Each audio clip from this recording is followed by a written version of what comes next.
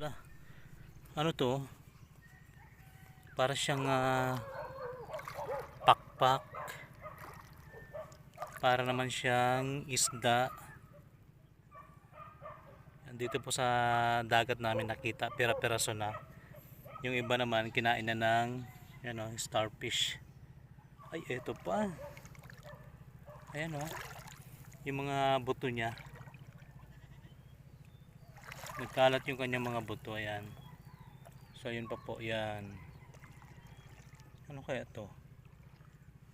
Ito yung mga laman niya, ayan. Yung mga laman niya. So comment po kayo kung alam nyo po ito.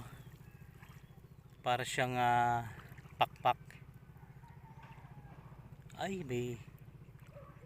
parang may tali siya, kawawa din. Hindi ko alam kung manter ito. Kayo na po yung mag-judge kung ano po ito, kung pating